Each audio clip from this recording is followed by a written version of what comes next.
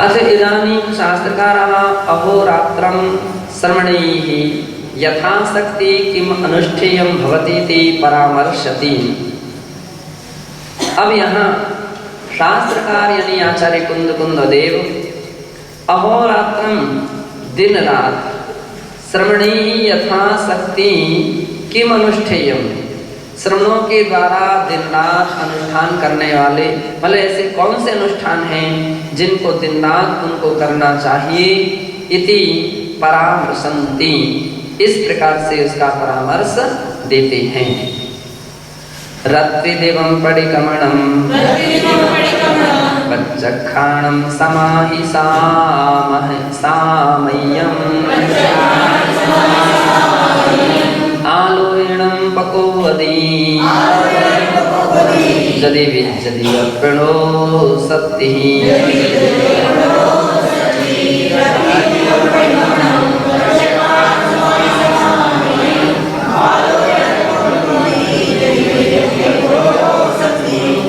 कह रहे हैं कि प्रतिकोण काले शाम सुबह ही नहीं करना चाहिए। प्रतिकोण केवल 15 दिन में और 8 दिन में हो, 15 दिन में, चातुर्मास में, वर्ष इतना ही नहीं करना चाहिए। अभी तो रत्रिदिवं पडिकमणं, रात दिन प्रतिकोण करना चाहिए। दिन भर और रात भर प्रतिकोण करना चाहिए और प्रत्याख्यान भी दिन रात करना चाहिए। समाधि की भावना भी या ध्यान दिन रात करना चाहिए। सामायिक दिन रात करना चाहिए। आलोचना भी दिन रात करना चाहिए। कब? यदि अपनो शक्ति, यदि आपके अंदर में अपनी आपके अंदर आपके शक्ति है तो दिन रात करो, कोई परेशानी नहीं है। इतनी सामर्थ्य है, इतनी शक्ति है तो अहरनिश ये सब कर्तव्यों को करते करते रहना चाहिए। कहने का तात्पर्य है कि दिन रात 2 सोते हैं, ऐसा तो है नहीं कि शाम सुबह ही 2 सोते हों, दिन रात 2 सो रहे हैं। तो इसलिए जो व्यक्ति सावधान होते हैं अथवा जो आत्मा प्रयत्नशील होता है उसके लिए तो प्रति क्षण अपनी मिस्टेक झलक जाती है कि हमसे मिस्टेक हो गई है, कि हमसे गलती हो गई है, हमसे अपराध हुआ है, दोष हुआ है, तो उसको ज्ञात हो जाता है। तो जैसे ही ज्ञात हुआ है उसी समय उसका प्रत्याख्यान करे, उसी समय उसका प्रतिकोण करे, उसी समय उसकी आलोचना करे। इस प्रकार से आचार्य महाराज का कहना है कि उत्कृष्ट विधि तो यही है कि दिन रात क्रिया इस प्रकार के करते रहना चाहिए। अब चूंकि इतना सामर्थ्य नहीं है तो फिर आचार्य कहते कम से कम शाम सुबह का प्रतिक्रमण या जो 7 प्रकार के प्रतिक्रमण कहे हैं उनको तो नियम से करना ही चाहिए, उसमें प्रमाद नहीं करना चाहिए, ऐसा यहाँ पर जानना चाहिए। सर्वोदया टीका।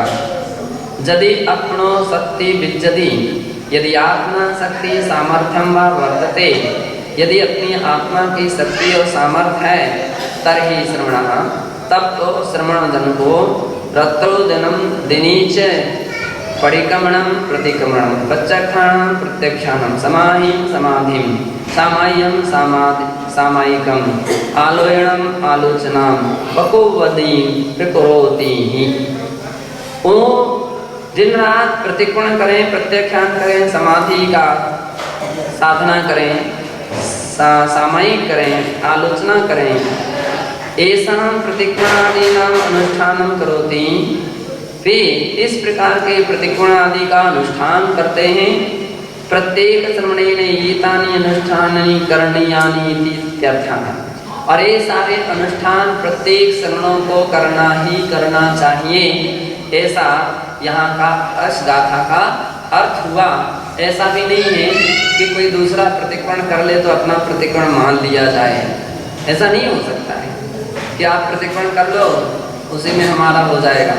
नहीं, वो करेगा उसका प्रतिकोण माना जाएगा, आपका प्रतिकोण नहीं माना जाएगा। आपको अपना प्रतिकोण करना पड़ेगा।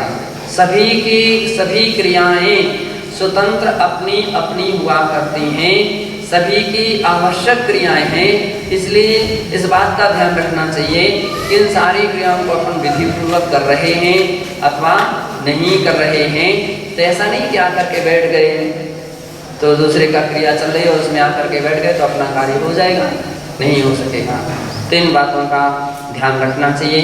अब इसका विस्तार आगे फिर अगले दिन में बात की चर्चा करेंगे।